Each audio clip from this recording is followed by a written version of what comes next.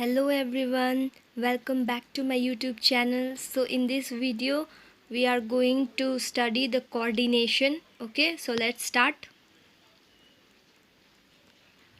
Coordination is the force that binds all the other functions of management. हमने यहाँ पर all the other functions of management का मतलब है हमने प्लानिंग से लेके कंट्रोलिंग तक जो कंप्लीट किया है उस सब का कॉम्बिनेशन है coordination. Okay, it runs through all the activities such as purchase, production, sales and finance. हमने देखा प्लानिंग करना पड़ता है, उसके बाद क्या करना पड़ता है, planning, organising, staffing, directing and controlling. तो उन सब में क्या क्या आ जाएगा, प्लान, परचेज. यहाँ पर हम लोगों को मतलब कोऑर्डिनेशन का मतलब ही परचेजिंग मैनेजमेंट अच्छे से होना चाहिए, प्रोडक्शन अच्छे से होना चाहिए, सेल अच्छे से होना चाहिए, फाइनेंस अच्छे से मिलना चाहिए, अकाउंट्स डिपार्टमेंट को ये सब का ध्यान रखना पड़ेगा कि फाइनेंस अच्छे से मिल रहा है या नहीं, कितना प्रॉफिट ऑन हुआ है, कितना लॉस हुआ है this year according to the accounting year, कितना लॉस हुआ है, कितना प्रॉफिट हुआ है, अकॉर्डिंग टू दैट प्रोडक्शन होना चाहिए ना. तो ये सब का ध्यान रखना ही कोऑर्डिनेशन है. It ensures continuity of work of an organisation. Coordination में हमेशा कंटिन्यूटी होना चाहिए. ये नहीं कि मैंने कहा है, ये नहीं कि आप एक बार कोऑर्डिनेशन करो, एक प्रोजेक्ट में आपने कोऑर्डिनेशन दिखाया कि हाँ मैंने इस सब चीज़ कोऑर्डिनेशन के हिसाब से किया है, बट दूसरे प्रोजेक्ट में आप कोऑर्डिनेशन भूल जाओ, तो ये इसका मतलब नहीं होता. आपको कोऑर्डिनेशन को कंटिन्यूअस बेसिस में रखना पड़ता है. Okay, so it is the essence of management for achieving harmony among individual efforts through group goals. तो ये एक एसेंस ऑफ मैनेजमेंट है जो कि इंडिविजुअल्स के एफर्ट्स को और इंडिविजुअल के एफर्ट्स को अचीव करने में हेल्प करता है.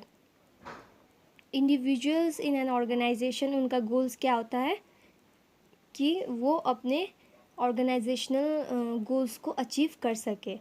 सो कोऑर्डिनेशन के साथ हम इंडिविजुअल्स को उनको मोटिवेट करके हम उनके ग्रुप गोल्स को अचीव करने में हेल्प कर सकते हैं. However the coordination activity begins at planning stage में ही हमें ये कोऑर्डिनेशन को ध्यान में रखना पड़ेगा, क्योंकि हम प्लान करते हैं ना, तो प्लानिंग में ही सब कुछ आ जाएगा कि हमें पहले रॉ मटेरियल्स कहाँ से ख़रीदने हैं, प्रोडक्शन किस हिसाब से करना है, सेल्स कैसे करना है, मार्केटिंग कैसे करनी है, अकाउंट्स डिपार्टमेंट रखना है. ठीक है, तो ये सब प्लानिंग स्टेज में ही आ जाता है कोऑर्डिनेशन भी. Like you all will have to decide, organise, to control and planning itself. मैंने जैसे कहा आपको, ये सब प्रोडक्शन, परचेजिंग होता है, पहले तो रॉ मटेरियल गया, उसके बाद प्रोडक्शन होता है, सेल्स होता है, मार्केटिंग होता है, सेल्स होता है, उसके बाद फाइनेंसिंग को मेंटेन करना पड़ता है, वही सब है. Basically coordination means it does not let the overlapping of work. मतलब कि कोऑर्डिनेशन करते समय ध्यान रखना पड़ेगा. मतलब ये कोऑर्डिनेशन में ना मेन चीज़ ये क्या पर ध्यान देता है कि काम में ओवरलैपिंग ना हो. मतलब दो पर्सन एक ही काम ना करे. अगर वो दो पर्सन एक ही काम करेंगे, मतलब एक ही काम वो करेंगे, तो क्या होगा, ओवरलैपिंग ऑफ वर्क हो जाएगा. एक वर्क बहुत ज़्यादा हो जाएगा और दूसरा वर्क कंप्लीट ही नहीं हुआ होगा. इसलिए जिसको जो काम असाइन किया गया है वो अच्छे से कर रहे हैं नहीं, वो देखने के लिए कोऑर्डिनेशन बहुत ही ज़्यादा ज़रूरी है. Okay, so let's move towards the definition of coordination. मैंने आपको कहा है कि मीनिंग और definition is different thing. Okay, meaning वो होता है कि आप अपने हिसाब से लिख सकते हैं कि कोऑर्डिनेशन आपके हिसाब से क्या है, लेकिन डेफिनेशन ऑथर्स, फिलोसोफर्स ने दिया होता है, तो इसमें आप कोई भी चेंजेस नहीं ला सकते. तो ये आपका बुक का ही पेज है, मैंने यहाँ पर कॉपी पेस्ट किया हुआ है. पेज नंबर 23 में बिजनेस स्टडीज़ के बुक में आपको ये डेफिनेशन दिया गया है. आप चाहे तो वहाँ से पढ़ सकते हैं. मैं आपको ये एक्सप्लेन कर देती हूँ. According to EFL Brech, Coordination is balancing and keeping together the team by ensuring suitable allocation of tasks to the various members and seeking that the tasks are performed with harmony among the members themselves. तो according to E.F. Elbridge वो कहते हैं कि coordination is balancing and keeping together the team. इसका मतलब है कि coordination का मतलब उन्होंने कहा है इंडिविजुअल्स जो भी काम कर रहे हैं ऑर्गेनाइजेशन में सबको एक टीम में लेकर चलना और एलोकेशन ऑफ उनका जो टास्क है अच्छे से कंप्लीट करवाना various members and seeking that the task are performed harmony among और ये भी ध्यान में रखना कि उनमें कोई भी कॉन्फ्लिक्ट्स ना हो, एमिकेबल फ्रेंडली रिलेशनशिप हो और काम भी अच्छे से कंप्लीट हो जाए. तो उनका मानना और उन्होंने ये डेफिनेशन दिया हुआ है. ओके, तो according to the MC Farland, coordination is the process whereby an executive developed an orderly pattern of group efforts among its subordinates and secures unity of action in the pursuit of common purpose. So, according to the MC Farland, उन्होंने coordination को define किया है कि ये एक process है जहाँ पर executive developed and orderly pattern of group effort, मतलब कि यहाँ पर एफर्ट का एग्जीक्यूशन होता है. मतलब इंडिविजुअल्स अपने अपने एम्प्लॉयज़ वर्कर्स कितना एफर्ट लगाकर काम कर रहे हैं, उनके सबऑर्डिनेट्स कितना दम लगाकर काम कर रहे हैं, वो सब नोटिस करना ही कोऑर्डिनेशन होता है, उन्होंने ये कहा है. So according to the Theo Haimann, coordination is the orderly synchronizing of efforts of subordinates to provide proper amount, timing and quality of execution so that their united efforts to lead the stated objectives, namely the common purpose of the enterprise. So according to the Theo Hyman, coordination is the orderly synchronizing of effort, मतलब equal effort के साथ साथ काम करना subordinates को करना पड़ता है. अमाउंट इक्वल टाइम, मतलब सबऑर्डिनेट्स मतलब जो वर्कर्स है ना उनको ध्यान रखना पड़ेगा, जो कोऑर्डिनेशन कर रहे हैं मैनेजर, उनको ध्यान रखना पड़ेगा कि कोई वर्कर ज़्यादा काम कर रहा है, कोई वर्कर कम काम कर रहा है, वैसा नहीं होना चाहिए. सबको इक्वल अमाउंट ऑफ टाइमिंग में काम करना चाहिए, इक्वल काम करना चाहिए. अगर वो एक्स्ट्रा अपनी मर्ज़ी से कर रहा है, वो क्या बोलते हैं ओवर टाइम कर रहा है अपनी मर्ज़ी से, तो ठीक है, वरना किसी से भी एक्स्ट्रा काम नहीं कराना चाहिए उसके टाइमिंग के हिसाब से. ओके, सो इनके हिसाब से यही है definition. So let's move towards the characteristics of coordination. Number 1 is coordination integrates group effort. The need for coordination arises only when more than one individual is working at same place for same objectives. So, coordination तभी arise होता है जब एक individual से ज़्यादा individuals organisation में काम कर रहे हो, एक ही प्लेस में काम कर रहे हो, तभी कोऑर्डिनेशन को लाना, फोर्स में लाना ज़रूरी होता है. Okay, as different individuals come from different backgrounds have different style of working.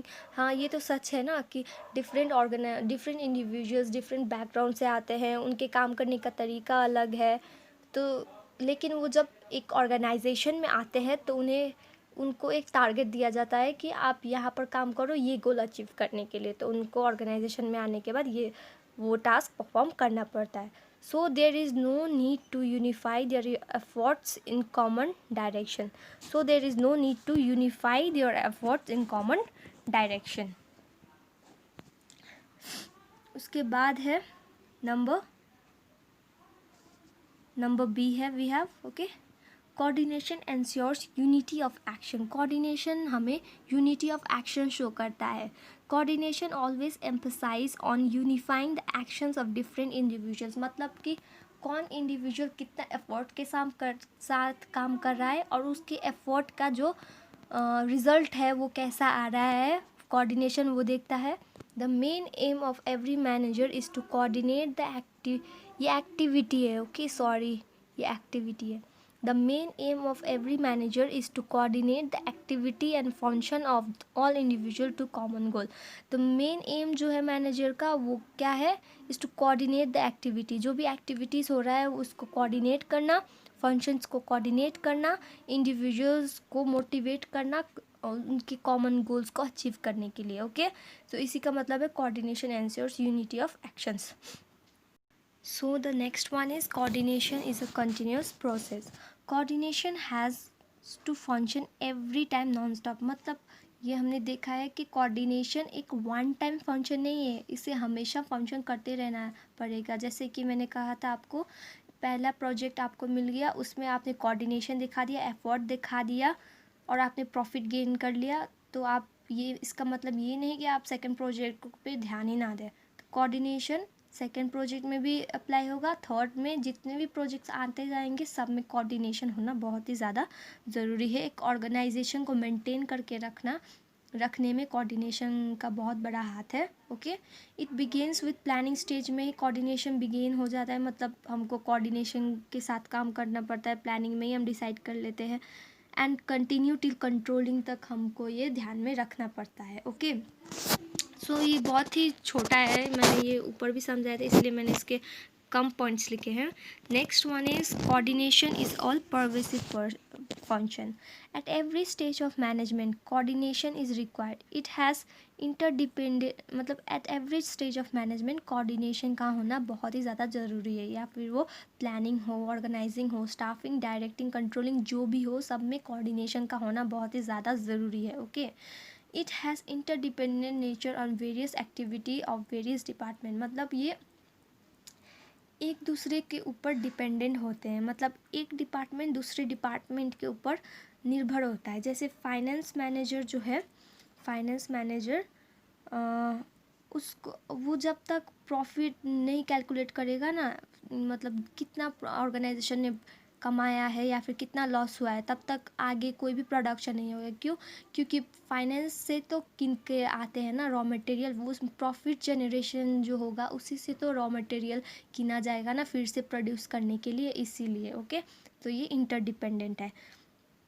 It combines the effort of different departments and different level at different level. Okay, ये डिफरेंट डिपार्टमेंट्स का effort जो है ना वो सब, मतलब डिफरेंट डिपार्टमेंट में individual different काम करते हैं, और जो डिफरेंट काम करते हैं उनको मिलाकर मैनेजमेंट बनता है, कोऑर्डिनेशन बनता है. ठीक है, in order to achieve the organisational harmony achieve करने के लिए ऑर्गेनाइजेशन में द परचेज, पहले रॉ मटेरियल परचेज करना पड़ता है, प्रोडक्शन करना पड़ता है, मार्केटिंग करना पड़ता है, उसके बाद सेल्स डिपार्टमेंट होता है. Effort has to be coordinated. So purchase manager जो है उनको ध्यान में रखना पड़ेगा कितना परचेजिंग करना है, हमको प्रोडक्शन में देखना पड़ेगा कितना प्रोडक्शन होना चाहिए, सेल्स मार्केटिंग में कैसे मार्केटिंग होना चाहिए, कौन कौन प्रोडक्ट का मार्केटिंग होना चाहिए, और सेल्स कितने वॉल्यूम का सेल होना चाहिए, वो सब ध्यान में रखना पड़ता है. ओके, और फाइनेंस को देखना पड़ता है कि फाइनेंस कैसा है, मतलब प्रॉफिट में चल रहा है ऑर्गेनाइजेशन या लॉस में चल रहा है, वो कैलकुलेट करना. In the absence of coordination there is overlapping and chaos insist of harmony at work place.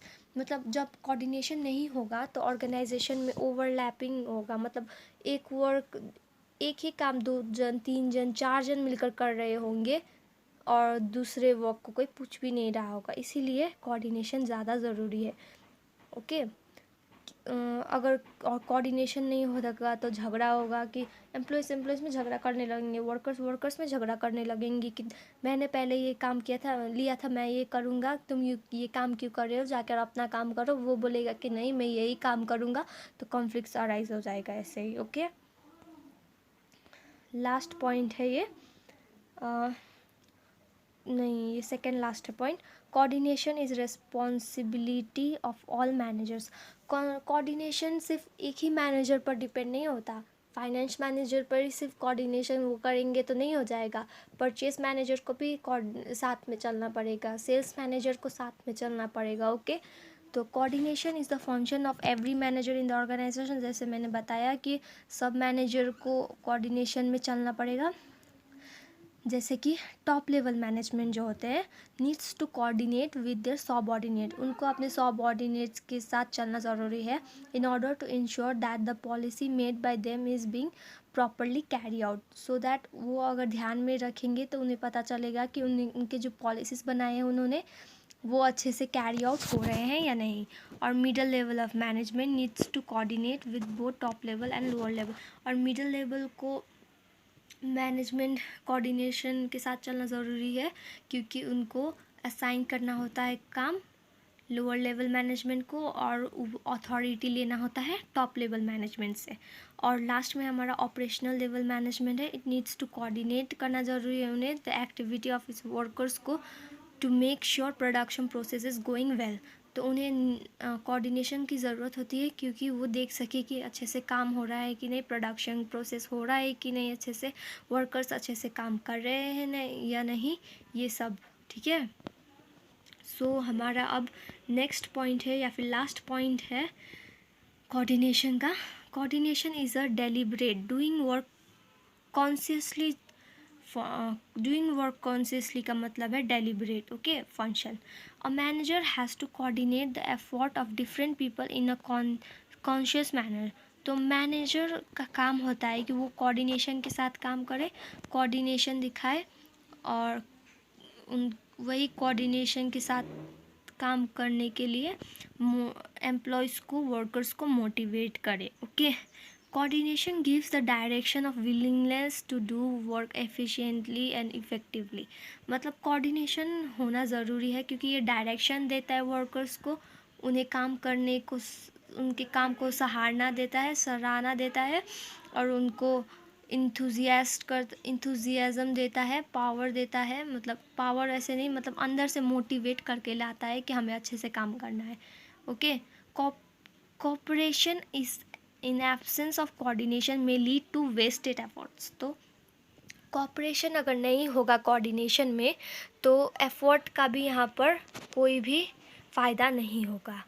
And coordination without cooperation में leads to dissatisfaction among employees. तो कोऑर्डिनेशन होगा और अगर कोऑपरेशन नहीं होगा तो ये भी डिससेटिस्फैक्शन अमंग एम्प्लॉयज़ क्रिएट करेगा, क्योंकि कोऑर्डिनेशन होने का मतलब ही है कोऑपरेशन। अगर कोऑपरेशन नहीं होगा, अगर कोऑपरेट कर कोई काम नहीं करेगा, एम्प्लॉयज़ काम नहीं करेंगे, सेल्स मैनेजर के अंडर जो है एम्प्लॉयज़ वो अच्छे से उनका कहना नहीं मानेंगे तो काम अच्छे से नहीं हो पाएगा। ओके, दस coordination is not separate functions from management. तो कोऑर्डिनेशन मैनेजमेंट का एक हिस्सा है, ये सेपरेट नहीं है मैनेजमेंट से। लाइक अ थ्रेड इन अ गार्डन, ये आपके बुक में एग्जांपल दिया हुआ है, मैंने ये लिखा है यहाँ पर। Like a thread in a garden coordination is a part of management function. तो जो माला होता है ना, तो माला में क्या चाहिए आपको, धागा चाहिए, और माला के लिए आपको धागा चाहिए होगा और मोती चाहिए होगा। अगर आपके पास मान लीजिए मोती है लेकिन धागा नहीं, तो आप उसका माला बना सकेंगे नहीं। अगर आपके पास मोती है लेकिन धागा नहीं और धागा है मोती नहीं, तब आप, अगर दोनों में से कोई भी चीज़ नहीं है तो आप माला नहीं बना सकेंगे। ओके, सिंपल वर्ड्स में। इसी तरह से कोऑर्डिनेशन के बिना कोऑपरेशन नहीं होगा और कोऑपरेशन के बिना कोऑर्डिनेशन नहीं होगा। Okay, so I think this much in this video. Thank you for watching my video. अगर आपको मेरे वीडियो से कोई भी बेनिफिट हुआ है तो don't forget to like, share and subscribe my channel. और आपको जो भी क्वेरीज़ है you can ask in comment box. मैं आपकी क्वेरीज़ को सॉल्व करने की कोशिश करूँगी। Thank you for watching.